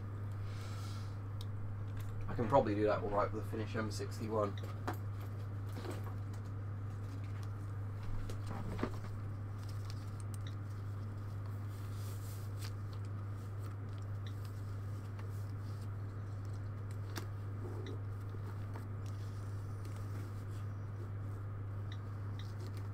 Right, ready?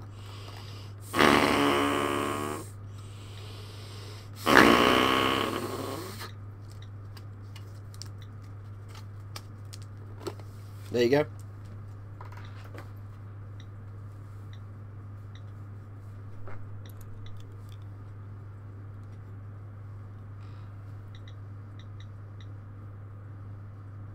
My shums makes a weird vibrating noise because the diaphragm vibrates more than it should.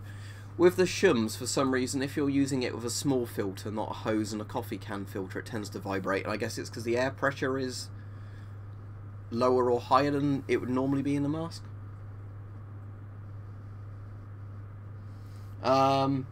Make sure the exhale valve's opening.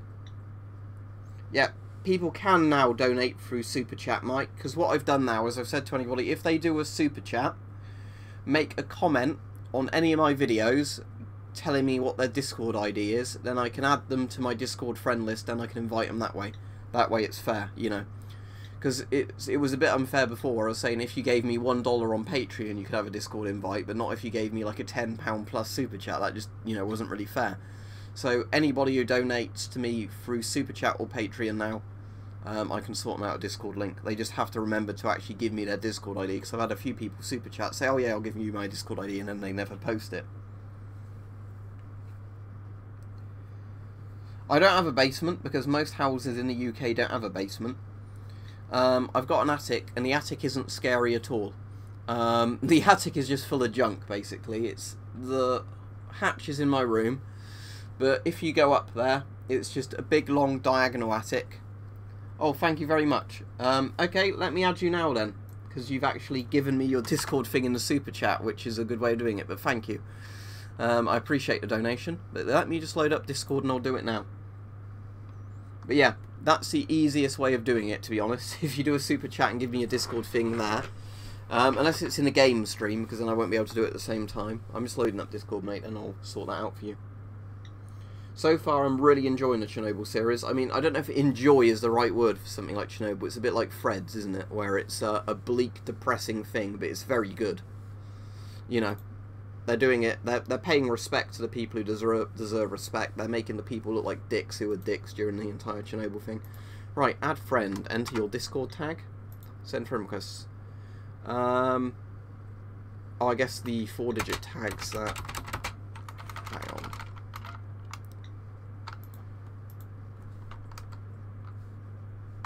How do I go to the 4-digit tag when it doesn't want to let me put your 4-digit tag in? Hang on. Oh, do I have to put the hashtag in first? There we go. So it was... Hang on a second. 6734. Yeah, it's because you didn't put the hashtag in on the comment. I was trying to just copy and paste it in. Success. It says I've added you to a friends list. And then I can probably invite you if it lets me. So let's... Have you got your Discord up now? Because then I can sort it out for you straight away if your Discord's up.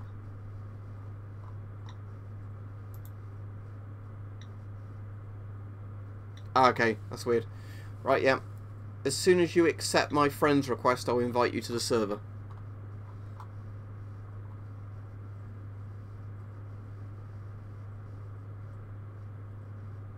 You accepted it, cool.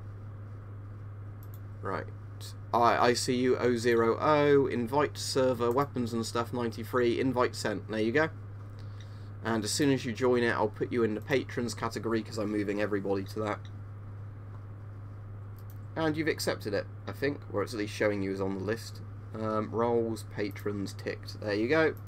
You are now in the server and can feel free to post.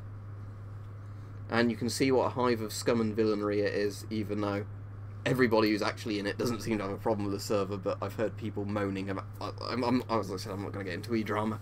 I need to... Every time that gets brought up, I just need to stop it, don't I? Yeah, there you go. Cheers. Thank you for the donation. I do appreciate that. That will go towards gas masks or militaria or whatever. Generally, any stuff you see in the videos I have to buy, I use money. The initial money I use from that is always Patreon and Super Chat money, that kind of stuff. And then my own money when that doesn't cover it. But do you mean a katana? There's a katana there. I also have a bokken. The bokken's there. I don't have Roblox. I have no interest in playing Roblox. Yep, don't forget to like the stream, it helps me out. Oh, we've been going over an hour and a half. Time's gone quickly on this stream. I'd love to get a Canadian C4, but I've never seen one for a good price.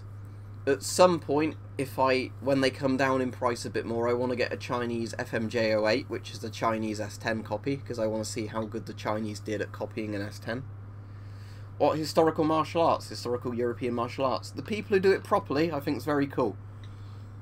But only the people who do it properly, because I've seen some sort of HEMA stuff, which is people with really lightweight plastic or foam swords, and that's going to give you no idea for the appreciation and handling of, you know, like weight and handling of the real stuff. If you're going to be doing HEMA stuff, you need like one of those sparring spears, you know what I mean? Like, you need something that actually has the weight, you know, and feel of a real sword, or like, you know, medieval weapon. In my opinion, anyway. You can feel free to disagree with me if you want, but, you know, that's how I feel about it. Because I personally don't see the point in doing it if you're just whacking each other with, like, hollow plastic tubes. I don't know any particular sites. There's Viverstrauka, or whatever it's called, the Finnish site, which is a very popular site for buying surplus. Let me load up Viverstrauka for you. So it's Varu Stelaka. I can't pronounce Finnish. But here you go. This is the site when it loads. So if the link lets me post it. There you go. But it's just varustelaka.com. But if you, for example, type in gas masks on here. What have they got on here at the moment? GP5, Czech NBC suits, NVA full body condom. You can buy that for only €2. And that's all they've got in at the moment. But they have lots of good stuff on Vavustelka, or however it's bloody pronounced. I can't pronounce it. Sorry, Finns, who subscribe to me and donate to me. I can't speak your language.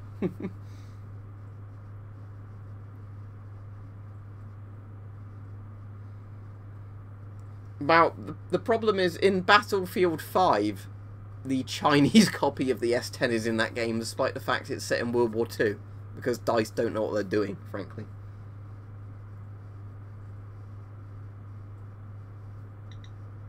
No, I'm an only child, Michael. I've got a lot of cousins and things like that, but no brothers or sisters. I wonder if I'm slightly irradiated.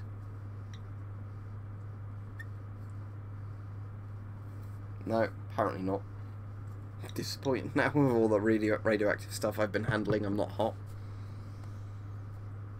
Oh, shall we check my damaged XM28 just in case that's radioactive?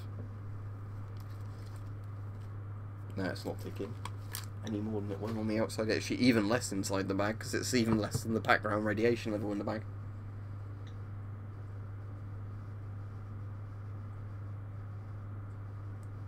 Oh, check my nails. I thought you were saying they were dirty then, Mike, but do you mean, have my nails got any radiation on them? No, no, no. Oh, is that slightly higher? My thumb is apparently marginally higher than the background radiation, but not much, no. So other than my thumb, which might just even be a fluke, being like 0.01 higher than the background level, no.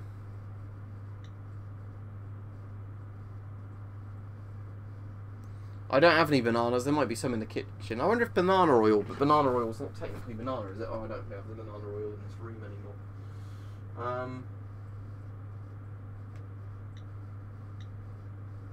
I was wondering if there's anything in here that might be slightly radioactive on the stuff I've got in that bag. But sadly, I don't think there is.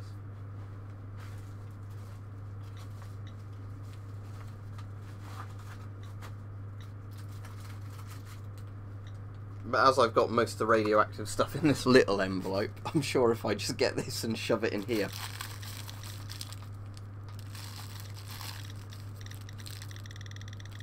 There we go.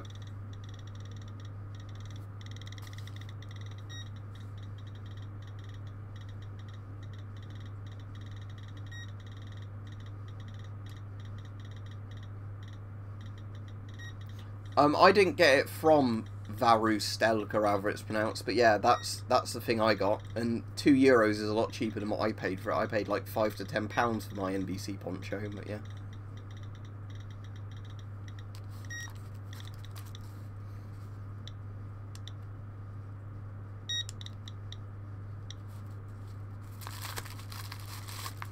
But yeah, out of everything I've got, the highest reading I can ever get is off the Fiestaware. If I had an alpha probe on a Geiger counter, I think the radium watch dials would technically give the highest reading.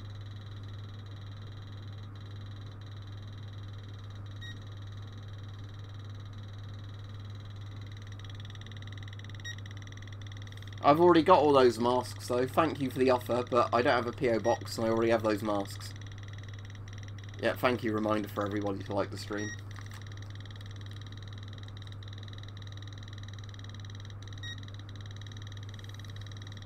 The joke is that, you know, a condom is what you put on your dick when you're having sex if you don't want to get STDs. Well, it prevents some STDs, or, you know, get a girl pregnant. So the joke is full body condom is it protects your full body from chemical STDs. Well, not STDs, but you know what I mean. So that's the joke. If you didn't get the joke, it's the thing you wrap your dick in, basically, but you wrap your body in it. Oh, so you know what a condom is? So you still not get the joke? Full body condom. It's to protect your full body. No. Yeah, I've got a car. I've got a Dacia Sandero. I've not played Metro Exodus. When it's on sale and they actually put it on Steam and not the bloody Epic Store, I might get it, but I've got no interest at the moment.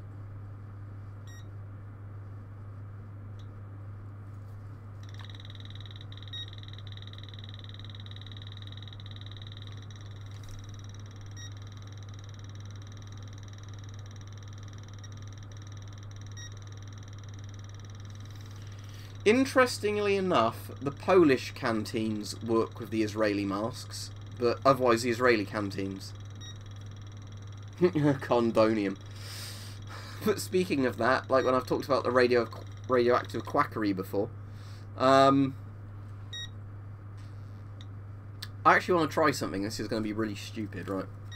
I'm just going to balance this on my head for a bit. I want to see if I then put the Geiger counter on there after a couple of minutes, if I get a reading from my head.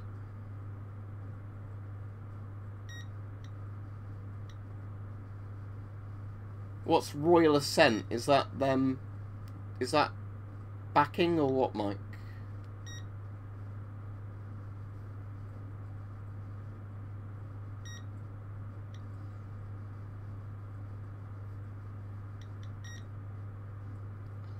But yeah, anyway, what was I saying? But yeah, the radioactive quackery, they actually did radioactive condoms at some point, because, you know, if you want your dick to get irradiated and fall off, and you also want to irradiate your sexual partner, what's better than a fucking radioactive condom? And radioactive suppositories, because, you know, nothing feels healthier than shoving something irradiated up your ass. Fucking radioactive quackery. Right, okay, shall we see? Has it contaminated me?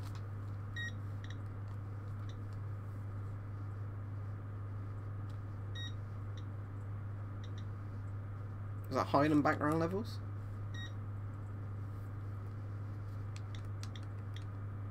Nah, no, it's literally background levels. Certainly not doing this, is it?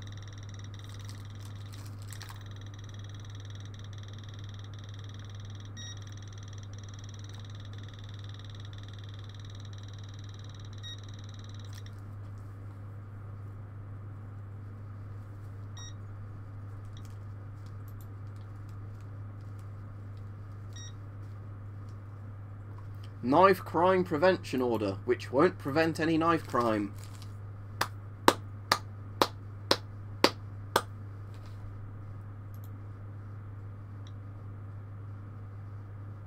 I think that's a good note to end the stream on, isn't it? Britain's just getting worse. So, welcome to Airstrip 1, everybody. Shall we rise for the anthem? Oceania, 'tis for thee. But yeah, hope you enjoyed the stream anyway, regardless. Thank you for the donation, mate. I can actually view your activity, I can click that. And on, or 000.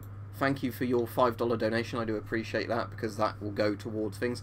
Oh, apparently the pound's weak at the moment as well, which means I get nearly £4 from a $5 donation, so that's excellent. I hope the pound continues to do badly, because it means because I get paid in dollars by YouTube and everything as well, it means I get more money that way. So yeah, let's hope the pound continues to collapse as a currency, so we all benefit from that. Thank you everybody who's watched the stream, it's been a good, fun, enjoyable one tonight. But as said, unfortunately, or fortunately, my head's not really irradiated, you know, because I put this on it, but it's, you know,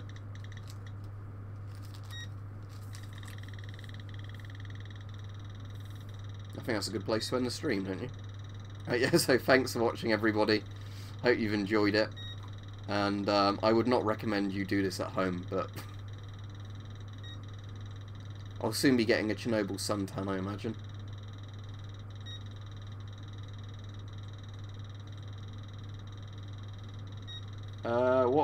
What did you reply to wrong, Mike, before I go?